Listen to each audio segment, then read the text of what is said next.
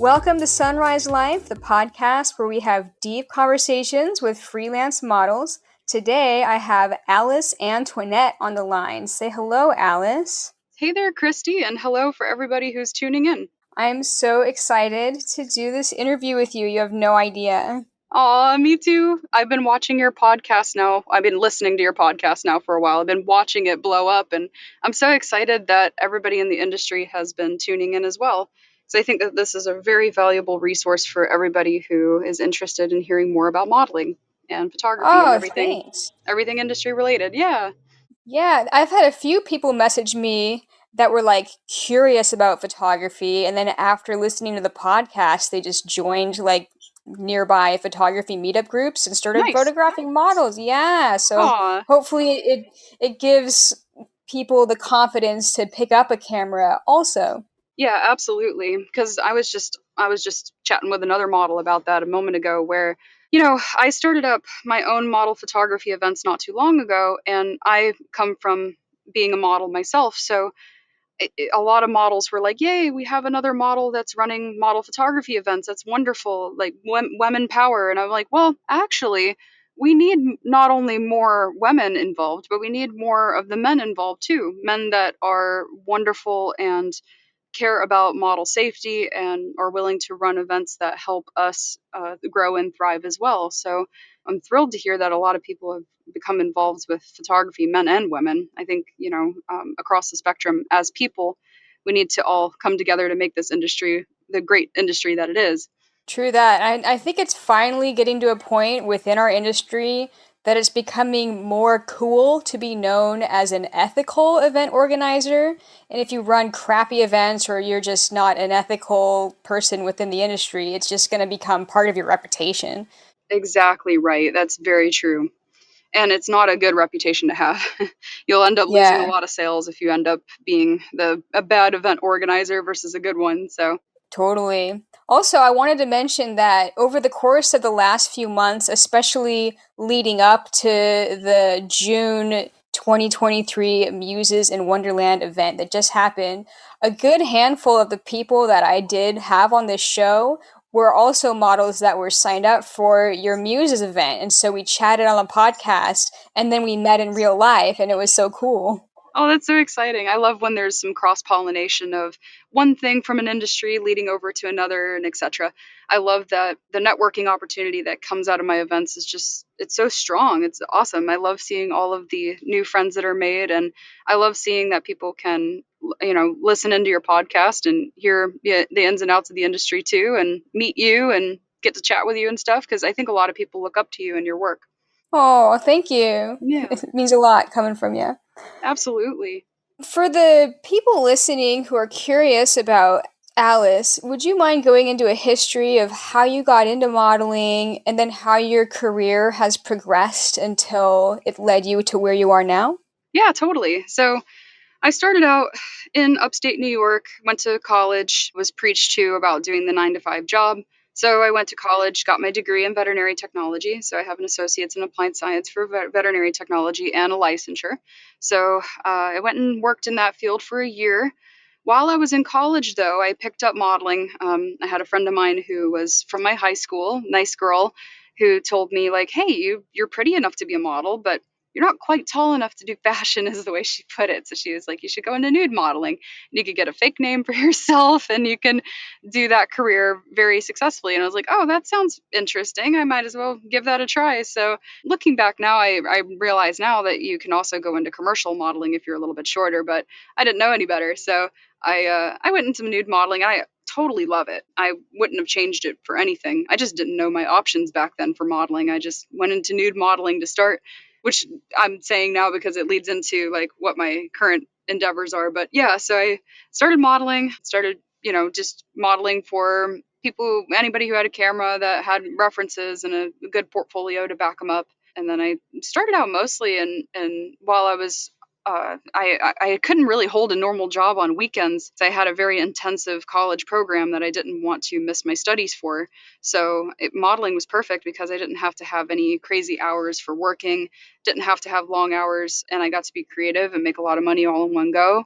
And I just was able to pick up a couple of gigs on the weekends and be able to afford my food and bills and anything else I needed. So I started out like that. And once I was working out in my selected field for my typical 9 to 5, it was more like a 7 to 7 type of job, or sometimes like in the midnight, nursing can be. I just this career kept calling me back. People were like, "We really need you to come back. We really want you to model for our projects." And so it eventually got to that point where I was like, I can't keep doing my patients a disservice by leaving them hanging when I'm going out doing photo shoots. So I probably need to move all my patients over to a new tech and take up modeling full time. So I ended up quitting my job, going into this full time, I believe June of 2018, I want to say. And shortly after that, I ended up getting picked up by a couple of big brands at that time. I ended up being a Playboy Plus model on their website there, and I ended up being well known all over the country for travel modeling. So ended up going to as many workshops as they would take me, and so yeah, I just ended up doing that for a while, and that's kind of how I got started, and it just ended up taking off, and I haven't looked back since. I've always been busy with work, so that's where I started. That's kick ass. So, when you first got into it, you said your friend mentioned that you should get into nude modeling. Did you feel any kind of hesitation about that initially, or was it just all like, yeah, obviously I should do that? Honestly, yeah. So my background growing up, I just was always kind of naked running around as a kid, and I always just thought my nudity was very natural to me.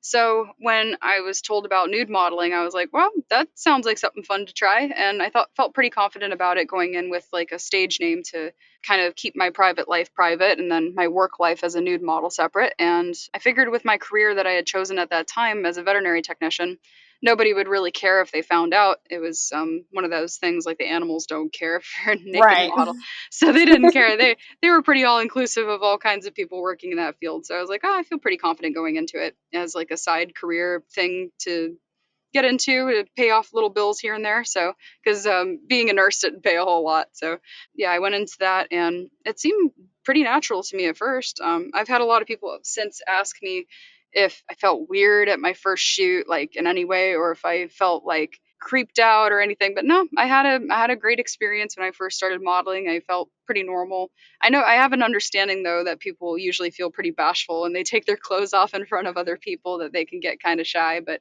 I almost feel the opposite. I almost feel like I get that way when I'm wearing clothes. I feel like I'm a little bit more bashful when I'm like in clothes than I am nude. I feel like I can freely express myself when I'm in the nude versus if I'm wearing clothing. So I wouldn't have changed anything. It was a great start. It was fun to do that, and I still actively nude model a lot of the time. I used to model like every single day, and now I model at least a couple of times a week, and I go out for tours too here and there. So That's rad. So, when you were initially getting started, how did you first find your work? Was it Model Mayhem or was it Instagram? yeah, a lot of my work initially started on Model Mayhem. I just had a Model Mayhem account exclusively for like the first 2 years of my career. And as time went along, more and more people kept saying, you have to have Instagram. There's no way you could be a model and not have Instagram. I'm like, what is all of this hype about? I might as well get on there. So, about 2.5 years after I started my career, I got on Instagram and just started building my following from there. And I found that I organically built a following pretty quickly just from working with tons of photographers daily. Because once you have your photograph taken and it's shared online, and you're doing that every single day, and they tag you, and people are like, oh, who's this new girl? Then they follow you pretty quickly. So that was how my initial following started. And I started traveling a lot ever since then. We can talk about the pandemic too, because I started in 2018, and then my career was heavy until the pandemic, and then of course there was a big shift in things with the pandemic. So we can move on to Yeah. that whenever you're ready for that. Oh, for sure. I was just gonna say, wow, I didn't realize that you started your Instagram that recently. I mean, a few years is recent to me because your Yeah. account did grow really quickly. Yeah, I'd say I just worked with a few big name photographers. They ended up sharing my images. It was really a couple of things. It was mostly the workshops. So if you go to workshops, you work with lots of people all at once, and they share your picture all at once. And at the Yeah. time, reshare accounts were huge. Like I've partnered up as a business partner with Implied Magazine, and they used to, and the reason being they used to reshare me so much. And Yeah. it got a huge following from just these reshare pages. They would always reshare the images, and I used to work with main photographers for these workshops that they would host workshops, and they would take my picture, and I would just kind of do a trade for print with them if they hosted a workshop for me, and then they would post my picture and it would get a lot of traction. And so I think I built myself up to 50,000 followers initially like that. And then the pandemic hit. Wow. I had about maybe 60,000 at that point, and on Instagram, that is. And not that I care about followings, because we'll get to that where we're at nowadays with these platforms. But Oh back in man, the yeah. day, it used to be a platform where you could post the hashtags and you'd get discovered on the discovery pages. And it seems like these sexy women really built up Instagram. Like Instagram models is a thing, you know. So they really they just shout all over these people who help build their platform up. But at that time in the pandemic, I started traveling actually, which I don't know if I'll get a lot of hate for, but it's funny because when I was traveling during the pandemic and people were living so vicariously through that, they were like, "Oh, I want to travel. I kill to have her lifestyle right now," because I was still out shooting at these different locations around the world, and it was the middle of the pandemic, and it was actually the best time to travel because nobody was traveling, so there wasn't any chance of getting sick because I didn't run into anyone. There was a lot of empty flights that I was on, so I understand, you know, but as a single traveler traveling by myself and there was no one else around, it was pretty cool. Just as a one-on-one experience. Would I have recommended everyone do that? Of course not, because then the plane would have been full. But I ended Right. up just gaining more of a following as like a traveling sort of influencer at that point. I'm just traveling around to all these places during the pandemic and doing all these photo shoots still. So I did that pretty heavy up until last year, and then they started lifting the mask mandates. I was actually in the airport when that happened. I was flying from San Francisco to Baltimore to get my connection to go back home, and everybody was cheering and throwing masks in the air. And I'm like, what is going on? As I was getting off the plane, I found out later that they lifted the mask mandate, so that was pretty cool. But Sweet. yeah, it was a fun time. And then ever since then, I've been working on more projects to help boost our industry. So I have a couple of things going on now, which I'll talk about Oh, if you want. absolutely. I do want to ask you about that. So, when you decided to start getting more into like events and productions and more organizational things about the industry, what drove you to do that?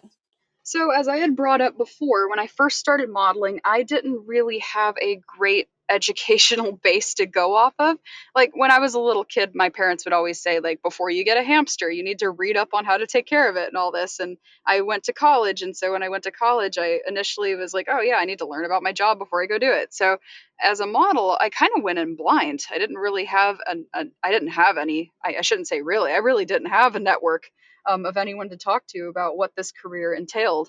And I was so bashful at the time. I was embarrassed to talk to someone that would be more experienced than me, because all these traveling models are busy and they're doing their own thing, and they're not really advertising that they want to have mentorship calls or anything like that to be able to help. So I would hear about these big name models from these photographers. And I'm like, wow, I hope I'm like her one day. But I didn't know I could actually talk to her. So I went in, and I didn't really know what I was doing. And I felt like a lot of the work that I got when I first started didn't really pay me what I was appropriately owed. And I felt like I didn't know what I was doing. Like, how is a new model to know what explicit boundaries she's supposed to set for herself? Because you just go from photographer to photographer based on what they are telling you. So one guy might say, yeah, like this is a great shoot, we're having a great time making great content. And another guy might say, oh, you need to like open your legs for me to shoot you, and then I will get you more opportunities like that. And they pressure the models to go further than they would normally do, so then they get more opportunities or something. So I noticed that there's this disconnect with newer models being able to get into the industry in a professional way, where they have a baseline for how the industry should be perceived. So I don't know if this is all making sense. No, it It's is. it's a lot to it's a lot, you know. I just want now a resource where the newer models can come in and go, oh, there's somebody to learn from. We can get a heads up how this industry is, because I never thought I could be a model. I didn't think I was tall enough. So I thought I would be lucky enough in high school. Like if I thought, oh, maybe I'll go into editing or something, like I'll edit magazine covers or something. I never thought that I could be a model because I felt like I was too short. And I feel like maybe I'm not exactly conventionally pretty. I don't have like cute button nose or any of that stuff. Like I have, features that are very unique to me. So I was like, well, maybe I don't have this industry standard modeling. And when I thought of modeling, I thought of either like Playboy Playmate glamour cover model, or I thought like high fashion model on runway. I didn't think about just being able to take up photo shoots from people who just want to create something wonderful, either for their own projects or for galleries or for sale online, or even some of these other commercial projects that I mentioned earlier that I could have been a part of. So, and I'm actually kind of dipping my toes into now is like more mainstream commercial modeling too, which I'm doing as a freelancer, which is also interesting and new territory. So I advocate for the freelance models. I want them to get into the industry knowing what they're getting into without wondering where their lines should be for what their tolerance level is for the amount of explicitity that they put out there, the level of tolerance that they have for what kind of clients that they want to take up on, how much travel they should be doing, how much self care they should be taking on. Like there's no real set baseline that's mainstream enough for these newer models to access. So, full story around, I want to provide educational opportunities, networking opportunities, online opportunities for people to come together as well. And then I want to provide them work opportunities through things like the events. So, I now not only offer my modeling services, but I've started selling courses.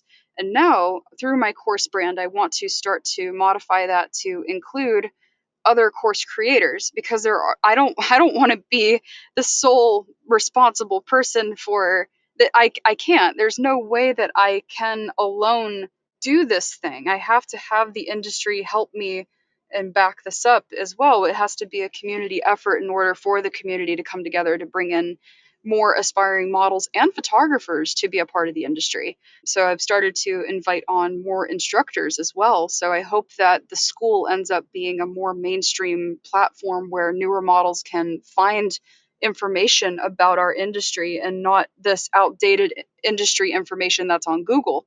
Because I feel like our industry is very exclusive, that people perceive it as. They don't think that they can just get involved, and you can. It's not it's not so hard to get involved, but people don't know where to start.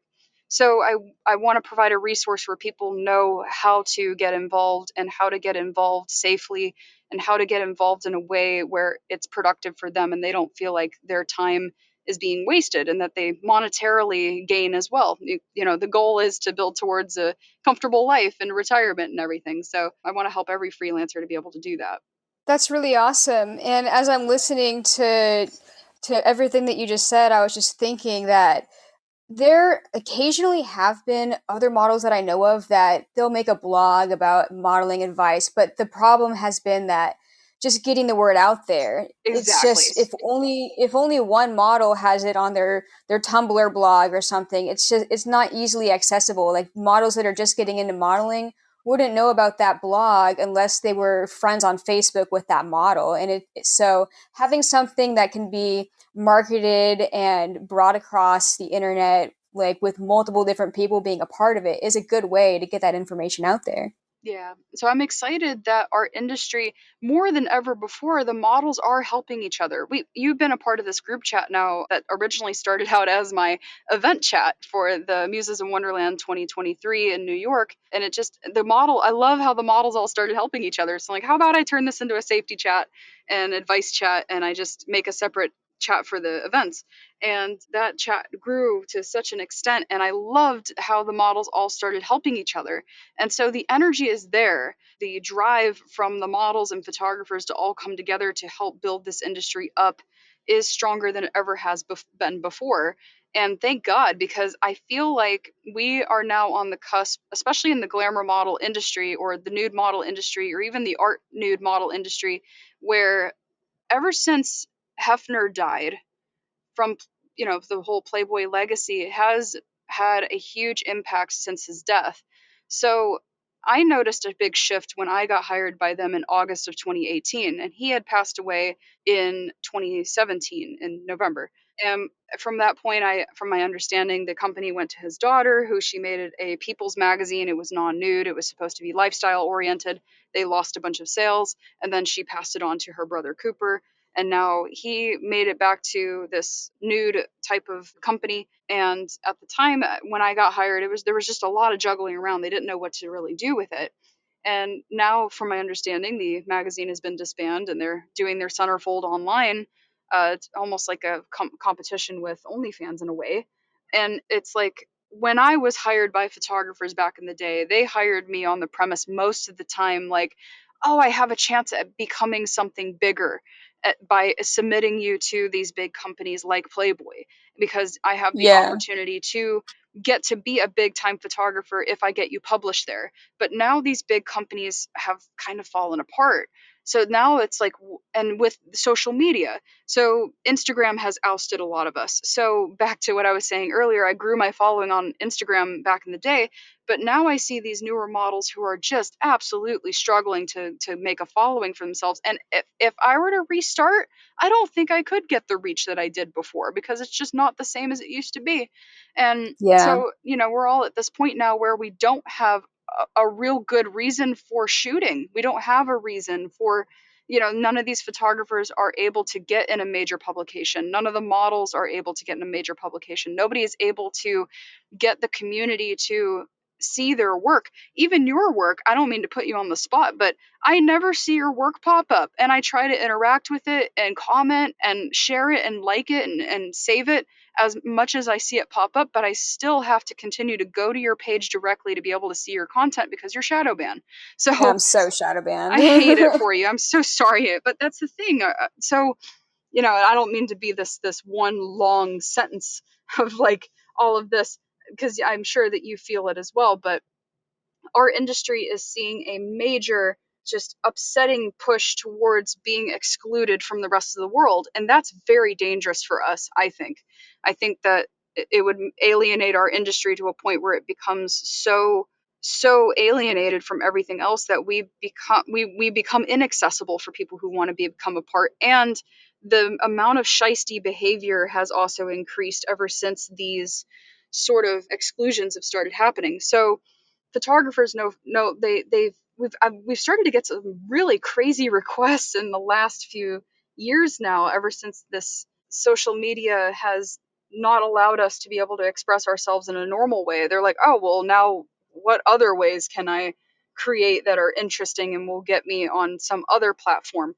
So basically, to tie that all around, we're experiencing now in our industry, and I think you would agree more than ever, that we are excluded, we are not heard, we are not seen, and so many of these people are only shooting to be recognized for something. And so what happens when that recognition is not expressed?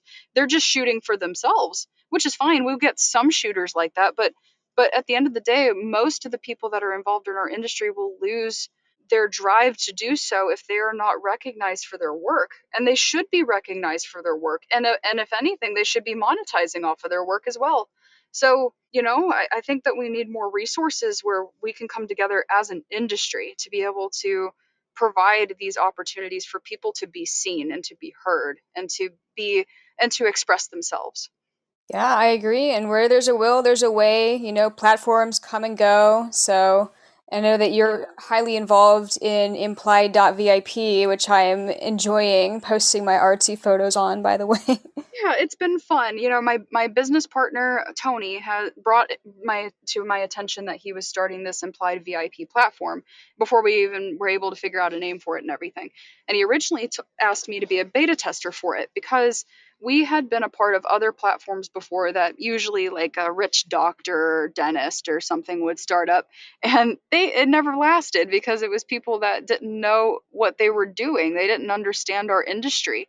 So, how would they know to be able to make a platform that was structured around our needs? So, I was like, this is a great idea. I looked at what he had going on, and I'm like, this is a great layout. I think people will really get down with this. I'd actually like to become an investor, not just a beta tester. So I've now been an investor with them and helping sculpt the online presence for Implied for the last year and a half or so. And we ended up officially launching the platform in February. So, Woo! I mean, I really give all the credits to Tony for constructing the website, getting the billing figured out for how people will get paid from it, just being able to get the investors together, everything. I'm here as an investor. I help push it. I help with the marketing. He's been the mastermind behind putting the website together. So, again, back to, we need more, not only women, but men as well, who are contributing to the growth of our industry and to helping us continue to thrive together as a whole.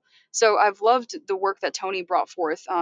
So he owns Implied Magazine, that Instagram that was a reshare page at one time, and his passion for making this website has come from not being able to use his Instagram page at all. He's worried he's going Yeah. to lose these 600,000 followers he's built on the Implied Magazine Instagram page. So I don't blame him. And it's been wonderful to see that a big network has come together through Implied. And I hope that it is a platform that sticks around for a long time because, I mean, we've already hit over 10,000 users.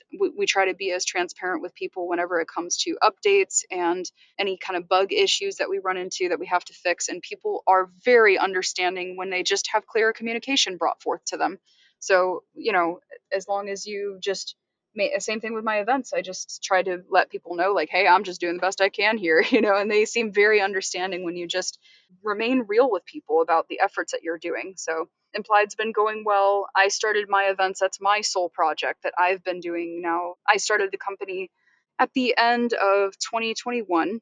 Yeah, and I ran my first event in June of 2022. It took a long time to get it set up and to make sure that it was running appropriately for not only safety and creative purposes, but for tax purposes as well. And that event has been running now for 2 years. We're about to run our second event here, our third event. Sorry, we just successfully finished up our second event, which you attended, and I hope you had a Yeah, great time at. I And did. yeah, and we're about to run our now third event out in Las Vegas at a mansion out there. So it'll be a little bit of a different vibe, a little bit different scene, but we're hoping to pull in some more interest from the West Coast. So I hope it goes well as well. And we'll be running our events at our home front in New York at our about 10-acre property there every year, first weekend of June, roughly, just for the weather. And I just love it. I love seeing the creativity and the inspiration that people pull from the event and the network and the friends that are made at the event. It's just so cute. I thought I was going to make this event thinking that models would be just running around, grabbing their money, not really caring about the photo shoots. Because that's how a lot of these other events run. They just, a lot of questionable photographers go and they hire these models to run around naked, and that's pretty much all it is. But my events, I'm just so thrilled to see the models really get down with creating something extravagant and extraordinary, and they create memories through the event, and I think that is just so sweet. And I'm just thrilled the way that it's turned out. And so I hope the same thing for all these other startups that I've become a part of now, like Implied and with Moxie Models Masterclass. That is such a new project, and I'm so excited to see where it is even by next year. So that's where I'm at with all that. And then on top of it, I have photography on the side that I like to do. I have a photo shoot planned for tomorrow with a nice model out on the beach, and I do my modeling too. So I still tour, to remain active in the industry. So that's where I'm at. That's awesome. I just think it's so impressive the amount of drive that you have to do your modeling, do your touring, and then also like manage these things. However, I would like to highlight that as a freelance traveling nude model, I understand that you're also subject to the same people that the rest of us are subjected to when it comes to experiencing photo shoots. And I have this part of my podcast called the Photo Shoot Fail of the Week. Would you be able to tell a story where something happened at a photo shoot that was just wild, memorable, crazy, whether it was because the photographer themselves was nuts or or the shoot situation around the shoot was out of line? Like, what's one of your stories? I've got so many stories, but if You I can were to tell more than one if you want. but yeah, I mean, if I were to pick one, I think I'll pick something from the beginning of my career because I don't even think the guy follows me anymore. It was so long ago, and I don't know. So it was when I first started out. I got picked out by this Model Mayhem photographer. I don't even remember if he had any references at the time. It was some guy from over the pond somewhere. He was visiting New York City, and he was like, "Hey, I want to do a photo shoot with you in my bikini brand." And I'm visiting Rochester, which is kind of where I started out in the city of Rochester, New York. So he was coming in from New York City to there, and he was like, "I'm going to be there for a few days, so this photo shoot is very chop time. It's on a time crunch. We've got to have this out. We're paying $100 for this shoot." It was supposed to be a 2 hour shoot for $100, and I thought, well, if I'm just modeling a bikini, it's not so bad. It was probably my 10th photo shoot. I don't know. So I was like, yeah, that sounds fine. And so I met up with him at the park there in Rochester. We have this huge waterfall in the center of the city there, and a lot of people go down there to go fishing. So he had in his mind that we would go down to the waterfall. So it was like a little hike down there to the bottom of the waterfall, and that we would go like, I don't know, I don't remember if it was standing in front of the waterfall like for the waterfall effect, or if I was going to be acting like I was fishing or something, but that's what we were going to go do. So we went, trekked down there, went to the waterfall. He gave me this bikini. It looked like something you'd put on a toddler. I mean, it was just this weird looking, like, frumpy, I don't know, it was not fitting me in a womanly poised, very elegant way at all. It was very childish looking, and I was like, wow, this is an awful bikini. It's probably the worst I've ever seen, to be honest. And you would think if you were coming out to showcase some bikinis, you'd probably have your models wear more than one, or something. But now that I think about it, I think it was like for a fishing calendar or something to promote his bikinis or something weird like that. So I do think it was surrounded around the fishing aspect. So he brought his fishing pole and he was like, I'm going to catch a fish and then I'm going to give it to you and act like you caught it. So the photographer went out fishing, and he was, it was supposed to be a 2 hour long shoot, but it ended up being 6 hours of this guy not catching anything. He just was out there fishing, not catching anything. I'm, just kind of doing my own thing, walking around, enjoying the scenery. Like, I don't know what to do at that point, and I'm thinking, man, this is definitely not worth $100 after all. So, but what was I going to do? Just leave? I don't know. He was trying his best. So he comes up to me and he's like, I'm just going to get one of these fish from one of the locals and we're going to act like we caught it. And it was funny because he wanted me to film him while he was catching the fish, which I don't get because I was supposed to catch the fish. But he ended up having to fake that. So he like took the fishing pole from one of the guys and he was like acting like he caught the fish, and we caught that on camera, whatever. So he ended up, bringing over this big fish. I don't remember what kind of fish it was. I think it was one of those like big rainbow trout things. It was like probably at least 50 pounds or something. Holy God, shit. it could have weighed as much as me. I don't know. It was a big fish. And he had it on this little tiny line, and he was like, okay, pose there like you just caught it. Like you're happy that you just caught this big fish. And it's like half dead. It's flopping around a little bit. And I'm sitting, I'm just doing my little fake smile, like, oh, ha, ha, I just caught this big fish. And the fish is flopping around, hits me in the leg. I fall down. The fish ends up dragging me through the creek a little bit, and here I am getting dragged by this big fish through the creek. And the photographer's Oh my still God. snapping away, and I'm like, oh my God, what a shit show this turned into. Like what a disaster. So the photographer said, oh, I think we got what we need, Thank God the shoot didn't end up being too long in itself because the fishing line was cutting into my hand because of the weight of the fish and everything. And then Oh my God. it was a big fish, the poor thing. I just wanted to let him go, let him be free. Poor thing. And so he was like, yeah, I mean, don't worry about how you look in these. I'm going to Photoshop you anyway. I'm going to make sure you have big boobs and big butt and the whole thing. And I was like, that's like the most offensive thing. God, here I am. I just put in all this effort, and, models always take care of their bodies, to look a certain way. And here he was, and he was like, I'm just going to make your boobs into these triple Ds and everything. And I'm like, man, this was not worth sitting out here for 6 hours for Oh $100. my God. This fish dragged me down the creek, and then just for you to say you're going to Photoshop the whole dang picture anyway. Oh my God. What the fuck? I'm just visualizing a picture of Alice Alice with getting dragged down the giant tits and a giant being dragged by a huge salmon like in a river. What I know. It was the such a mess. That was one of my funny shoots that I had. But I do want to pay one ode to a photographer that it's not really a tragic story. It's just a funny story that I think a lot of models in the industry can relate to. It was old man Larry always came to these events. I don't know if you've ever met Larry. I know, He Larry. brought his flowers and his towel with him. Do you know who I'm talking about? Okay, okay, so there's a couple Larrys. Is it the lawyer Larry or Lawyer is it Larry. the other?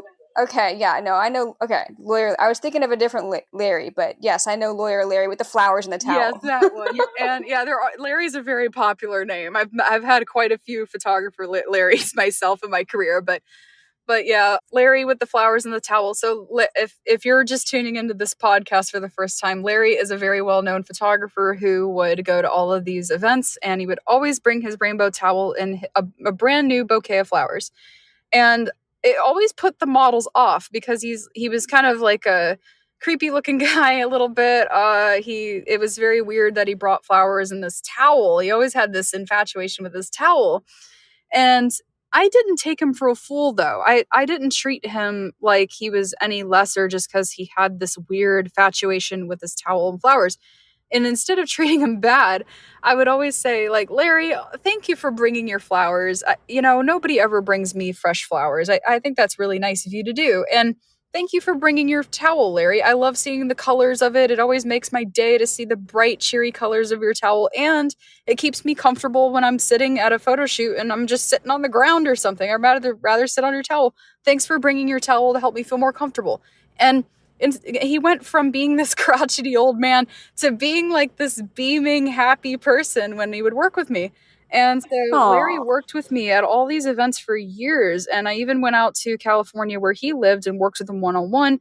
And even though he would always make you do the most dangerous shit just because he was hiring you to do it, like one time he had me modeling on a log pile like a lumberjack with the axe and everything, and the logs weren't stacked or anything, so I was worried I was going to slip and fall and hurt myself. And he had me modeling in this really, really cold mountain creek, and I was like, Larry, this is hurting my bones, like this is so cold. He's like, you'll just get over it.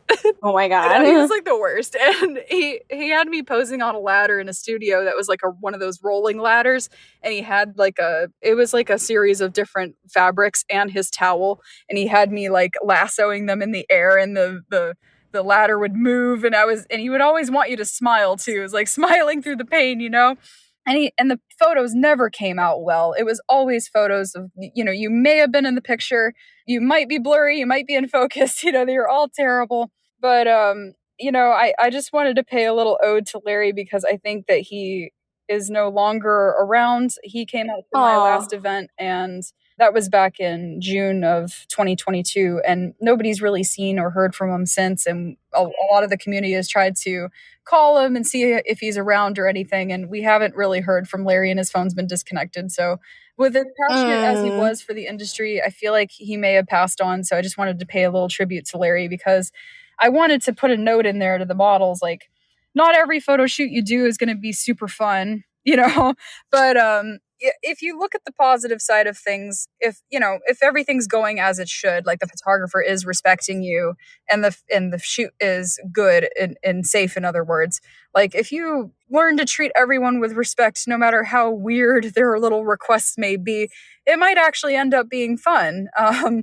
With his, with even the weird, dangerous things Larry would tell me to do, I did I did tell him I was appreciative for the towel and the flowers. And it was just nice to see him happy for that little bit of time that he was around for, because it ended up not lasting forever. I worked with him maybe 4 or 5 years, and now he's no longer in the industry. So, I try to make everyone's experiences worthwhile as long as they're respectful of my time and my space and my energy, and they pay me appropriately. And so I wanted to pay a little tribute to that. I have a couple more questions for you. One I just thought of because you're describing these situations with the fish and like with Larry and his goofy towel and stuff. There is definitely like a silliness to a lot of freelance modeling that I can see that you really enjoy like participating in because it gives you this chance to like play a part and like kind of be goofy when photographers want you to be goofy. And then on the flip side, though, on the opposite spectrum, you have these events where you have to be really organized and dedicated and have your shit together and be serious about it.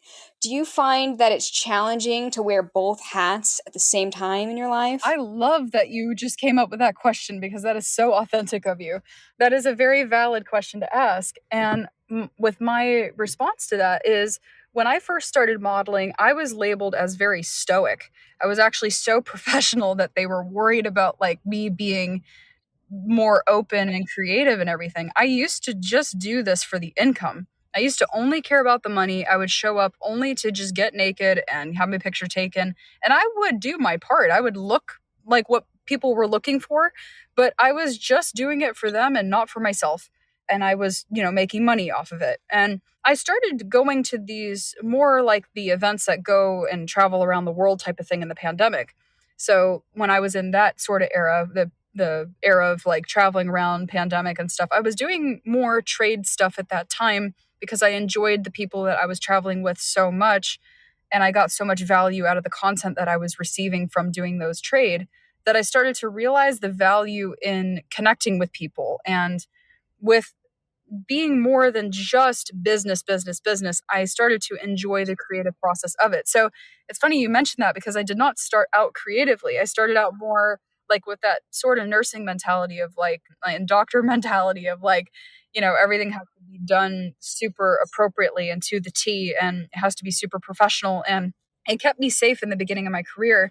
But as my career grew, I became more creative myself. And now that I've started to become more creative, when I opened up Muses in Wonderland, I expected it to almost be the same mentality as when I first started out, where models would just be running around naked and collecting their money from guys who are kind of weird and questionable. And, it being more like a lot of the other events I had been to, where it was just paid events. But it turned into something so much more. It turned into models who enjoyed networking with other models and photographers, and with the photographers also enjoying that process. And with people being so creative in ways that I would have never even thought of, and with them making lasting friendships for years afterward. There's still models who avidly talk to one another, even though the last event was a year and a half ago. And I would love to think that that is a reflection of myself in a way where I was like, wow, this is something that I've created where people are now manifesting the energy that I'm putting into this event. And it's a testament to my growth. So not only can I be business-like, I can also be that happy-go-lucky person that people enjoy talking to, and not just the stoic, standoffish type of person where I just get stuff done. So I would like to think that I started out creative, but I definitely didn't. And I still struggle with creativity to a point. But I like the way that I am evolving as a person to include more creativity into my shoots. And now my rates reflected, of course. I now am not able to, I'm now, I do everything. I not only construct my tours to be professional and I show up and do my work, but I also tell the photographers, hey, I'm not just here to do my 2-hour timestamp and leave. I care about the creativity that we put into this photo shoot and what product you get out of it. And so now it's not just a money grab for me. It's about so much more. It's about connecting with each person that I meet, and also creating a product, the image and the videos that are produced from the production itself, that are meaningful and that actually hold tangible memories instead of just a fabricated image. Yeah, I love that. And I could tell, like, through the way that you're describing it, that you do, like, connect with people through the act of the photo shoot. And I think that's one thing, an element of freelance modeling that allows models to do it for longevity. They have to enjoy the act of doing the photo shoot enough to where they actually care that the photographers are having a good time and getting good photos. Exactly. I got one more question. Sure. This is one that I ask everybody. I call it the rising phoenix era of your life. Can you describe something in your life, whether it's related to your modeling or not, where you were faced with some kind of a challenge that you had to overcome? Yes, and it kind of ties back into what I was just describing as well. So the reason, not only what I just described as far as my professionalism's growth, but so I had my professionalism and business growth, but my personal development as well. the reason that I am so incredibly passionate about education and network and just the industry growing forth in general to a new and elevated level and thriving and surviving and everything is because this industry has saved me from so much emotional torment. I've went through a lot growing up. My parents did a great job as much as they possibly could do, but evil people can come in at unexpected times. And so my parents were very trusting people. They've allowed me to be with people when I was younger that I probably shouldn't have been around. So I've went through a lot of assaults in my life. I've went through a lot of sexual exploitation and no fault of my parents. They did a wonderful job. It's just sometimes, especially coming into your teenage years and you're in high school and you're out doing more things and you're getting away from your parents more, you might end up in situations that are not in the best interest for you and your personal growth. So I've went through a lot of tragic things right before going into college. And when I got into college, I had dedicated myself to growing past all of that stuff because I had went through the court systems and I went through endless amounts of like counselors and therapists and people who were like, you're never going to be right. You're never going to be of sane and sound mind where you're going to function normally as a person in society. You're always going to have to deal with these traumas. And I hated that because I did not bring these traumas upon myself. It was just things that happened to me because I was a minor and I couldn't help the situations that I was put in. Again, no fault to my parents. They did their very best, but sometimes things just slip through the cracks. So I went into college thinking I'm going to grow past this stuff. And truth be told, I don't think that I would have been able to figure out my emotions and feelings without this industry because for a while there, I really hated men. I thought men were terrible. I actually thought when it was first introduced to me, this idea of going to photo shoots and modeling nude in front of men for money, I thought that was just hilarious. I thought the irony of that, like just to go and be photographed nude in front of these men and they're not allowed to touch me or bother me or anything like that. And that's probably what led to a lot of my stoic tendencies when I first started was I did not know how to properly interact with a normal human being, whether it be a woman or a man. I just didn't have a good basis to go off of for that. And when I started out, I kept thinking to myself, man, one of these men, if they try me, I will fuck them up. I had so much hate in my heart where I felt like at one of these photo shoots, I was just waiting for someone to come at me. I was waiting for someone to assault me and I was going to get back at them, but it never happened. And it was just a beautiful thing because I didn't really go searching that out. I did my reference checks and my background checks and everything, but I was just waiting for myself to be wrong. And I never was. Thank God. I've known people to go to photo shoots and they get assaulted. And it's the worst feeling for me to hear because I was sculpted into a better person by people who admired me for not only my beauty, but for my character as well. And they saw the potential that I had as a young person for what I could bring forth into the world. And it was the best thing. I'm like, wow, this is so awesome. This not only creative industry, but these people really care about my success and seeing what I grow into. And it's pushed me to do more, not only for myself, because now I feel like over the last few years, just constantly being surrounded by love and care and an industry of people who genuinely want me to thrive and succeed. Now I feel healthy enough to be able to help people achieve the same sort of sane peace of mind, to be able to achieve peace and freedom through creating and networking with other like-minded individuals where a 9-to-5 job would have never been able to get me because the career I had picked, unfortunately, was very depressing.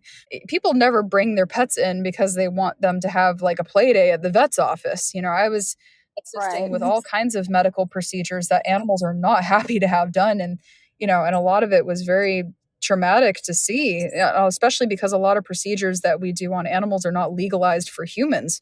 So there's a lot of things that we deal with, like abortions and euthanasia and things like even ear croppings, and tail dockings and stuff. Those are all very controversial topics, but they do exist in the veterinary world. So those are all things I've had to witness, and it's hard. It's hard to watch that stuff for yourself in real time, and you're just doing your job.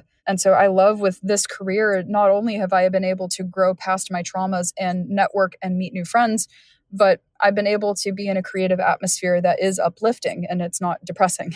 So when I hear models go through things like assault because they didn't know how to even background check for photographers when they first started out, because it's as easy as making a Model Mayhem profile and then you just meet up with one of these guys who says they're a photographer from off the internet, and Yeah. they may not know what to look for in order to stay safe. So I made this whole safety PDF that I'm having, like, I host it through my website and everything, where I'm like, if anybody hears about me, it's like, download that, look at it, because it's just so important to know how to book your gigs to stay safe, because I couldn't imagine going into this industry and having that as my first experience, because I would have no hope left in the world if that happened to me when I first started. So I'm doing everything I can in my power to make sure that these newer models have a sound and safe start to their careers, and they have every chance that they can to heal. Because I feel like I haven't really ever met a model that's just from a normal and very regular background. Most every model I've met, and I've met a lot of models where they've been through shit, and they're trying to find that creative escape from it. And I want more models to know that there isn't a creative escape, it's a creative healing process. And that it is possible to achieve freedom, not only like financially and all this, but with your business, but also within yourself, and to be able to find who you are as a person through this career. Wow, thank you so much for being so vulnerable and sharing that you went through so much of that awful experience earlier in your life. But I think that it does share with other freelance models and just anybody listening to this podcast that even if something like that happens, you can have the power to transcend through that pain through something creative like modeling. Absolutely. And I want them all to know that not every photographer is a pervert. Like, there's wonderful creative photographers out there that are wonderful and just amazing to work with. I do this almost daily. There's photographers I work with almost on a daily basis, and I love my job. I don't have bad shoots. It's just all about your background checks and making sure the people that you work with are at least legitimate photographers and not just some Joe Schmo off the street, for number one, Right. because of course you'd be setting yourself up for failure if you just met up with a random Joe Schmo.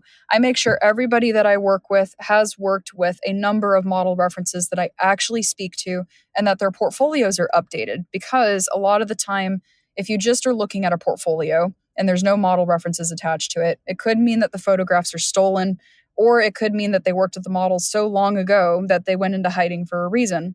So there's been photographers that I've worked with before on accident where they went into hiding for a long time, but they had a portfolio to show me because the industry was looking to oust them and to say, like, this guy is a piece of shit.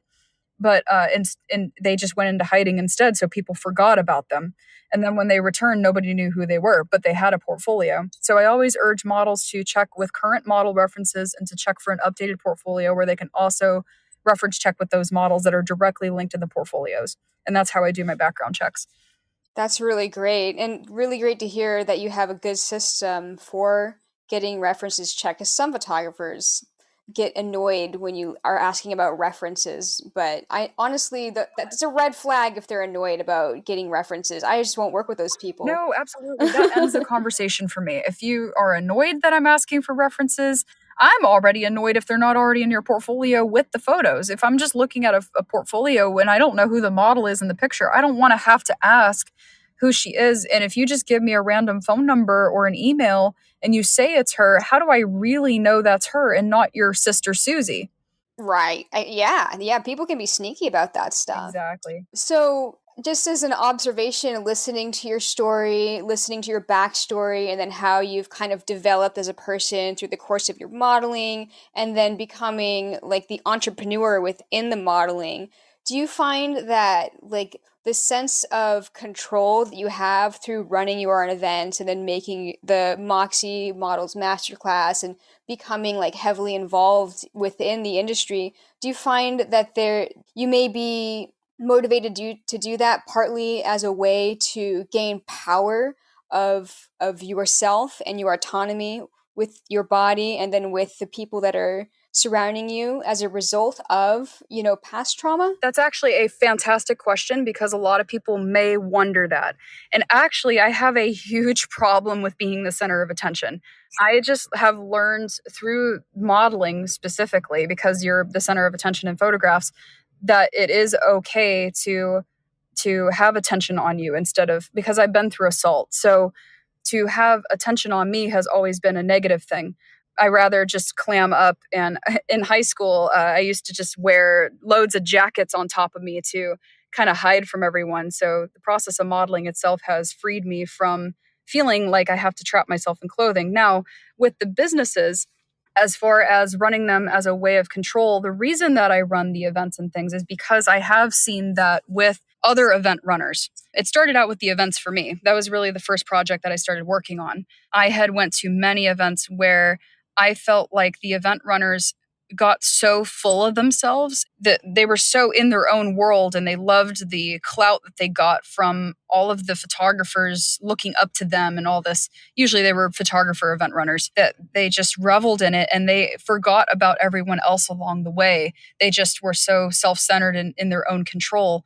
And actually, I'm so meek and I'm introverted. I rather not go out to parties and put myself out there and everything. I've just learned to do so because I feel like ever since Muses in Wonderland started my events, and from just seeing how it's been able to help other people grow, I feel this innate sense, and I might be coming from nursing too, where I just care about helping other things.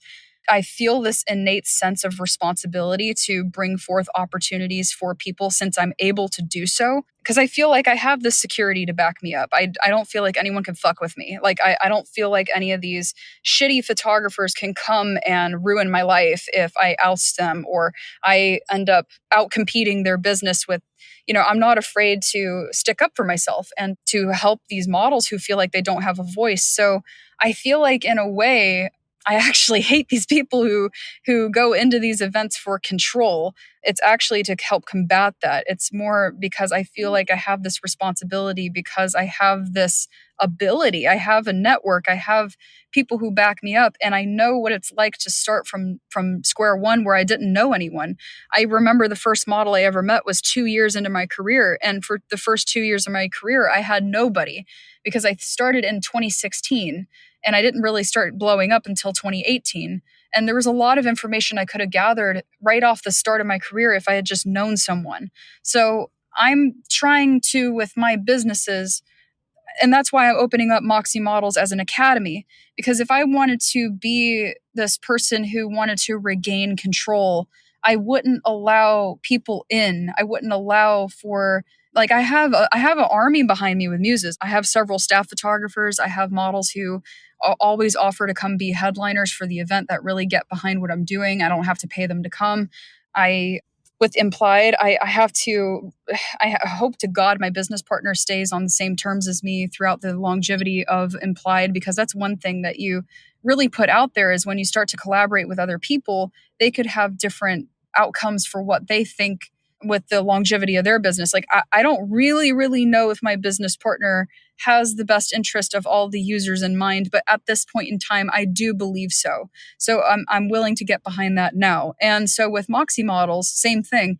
I'm now opening that up for instructors, now that I've set the standard for, hey, this is what you can do. Here's an example to anyone else who wants to come in. I think as a community, we are stronger than just one singular person who is seeking control to be able to make a lasting industry where people can grow. Like, now I feel like with this industry, I have grown past that sense of needing control. I now feel like everything's cool. Like, I don't feel like I need to prove anything to myself or anyone else. I'm at peace.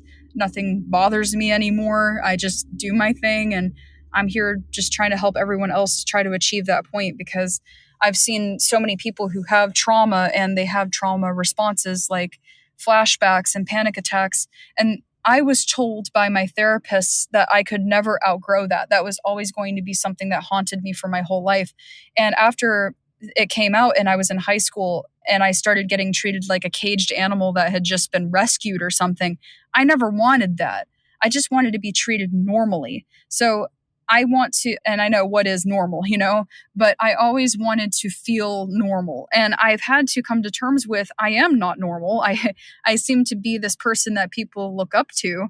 But instead of fighting that, instead of fighting the nudity and fighting the people wanting me to go out and express myself creatively and everything, I just rather embrace it. And I've found by embracing what society has pushed me forth to do as far as modeling goes, my peers and everything in high school pushed me into more of like the 9 to 5, but society has deemed me as this hot person, like my body's hot and everything, and they pushed me into modeling. But now that I have such traction over the industry, now that I know that I have power in the industry, I don't want to abuse that. I don't want to let down, like, to be honest, I don't want to put you on a pedestal because I don't like when I'm put on a pedestal, but you are someone who I've looked up to because I heard about your work through so many photographers I worked with when I first started.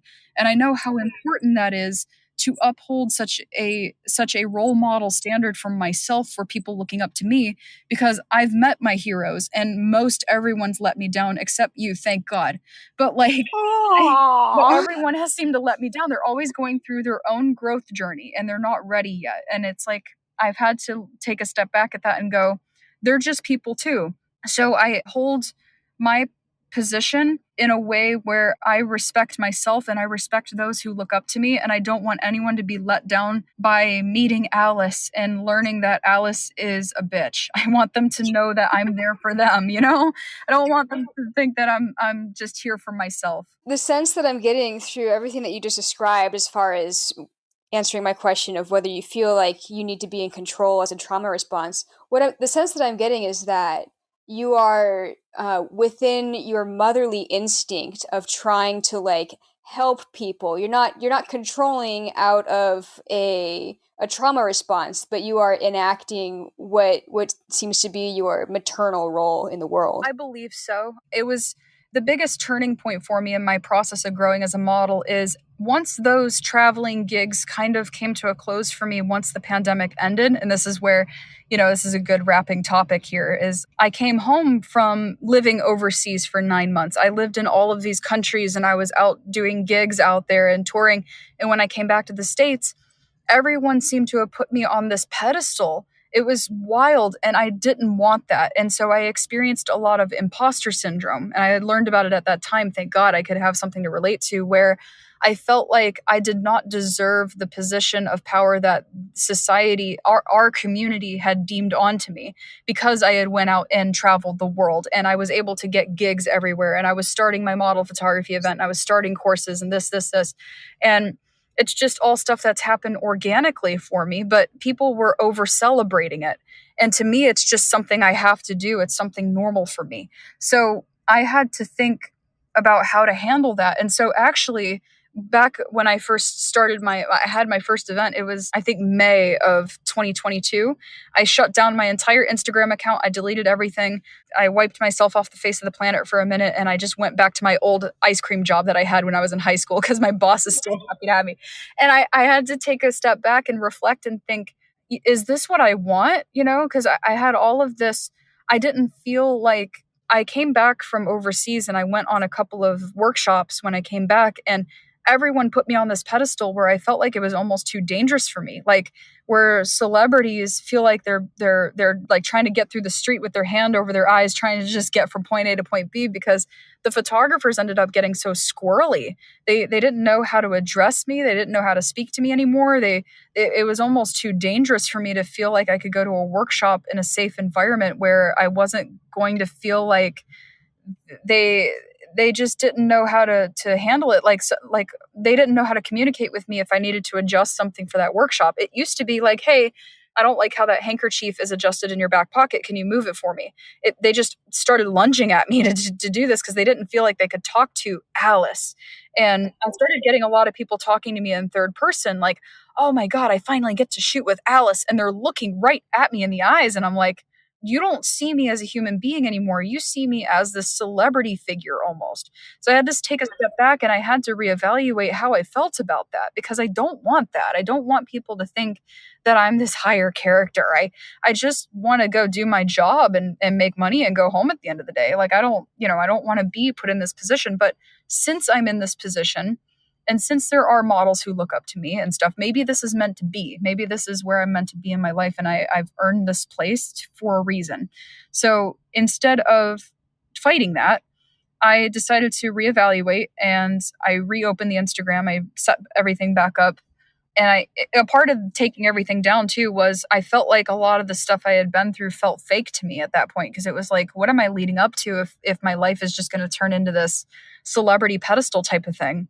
So I took everything down and I had to think about it for a minute. And I did realize these are a collection of, even if the moment was a fabricated moment where I was like traveling overseas and I posed at with a little martini on the beach or something, those are a collection of my moments where, in the bigger picture of things, I was able to get there through my career as a traveling freelance model. So I had to reevaluate and go, is this what I really want? And I decided, yes, this is, and I'm going to go full head dive in and do as much as I can to contribute to the industry, because for some people, they do want to get to that point where they get to a celebrity recognition where they feel like they're a big deal and stuff, and that's fine. But overall, I want these models to feel a sense of self-peace where they're able to go out to these gigs and go model and feel like they're accomplishing something great for themselves. And I think that's plenty of drive for me. So I do think it comes from a maternal place where I'm not able to nurse anymore like I was. I miss my job. It was a great job, even though it was a little depressing at times and stuff. But overall, it was a wonderful job where I got to truly add something to my community. Whereas now I just felt like I'm just modeling for myself, and I like add to each photographer's portfolio. But what bigger picture am I changing? What bigger picture am I adding to? And what change am I going to make that's going to outlive me? So that's the point I'm at right now in my growth journey as a person. Hell yeah, Alice. I Hell love yeah. hearing that. Hell yeah. Cool. I do think that's a great. I love it. I'm amazed. I've loved doing this podcast episode with you, and I'd love to have you again in the future if you want. Absolutely. I'd love to come back in a little bit after some of these things have taken off more. And I'd love to touch back on the growth since this point to the new point, because it seems like things change so fast, even if we follow up a year later. I'm sure so much will be progressing forward even at that point. So I'm excited to follow up later on. Yeah, well, thank you so much for doing this podcast episode with me. I'll be in touch and talk to you soon. I'll talk to you soon. Thank you so much for having me on. I'm so glad that I was able to share my insights and my experiences, and hopefully your audience gets something out of it too. Absolutely. Thank you. You have a great day, Christy.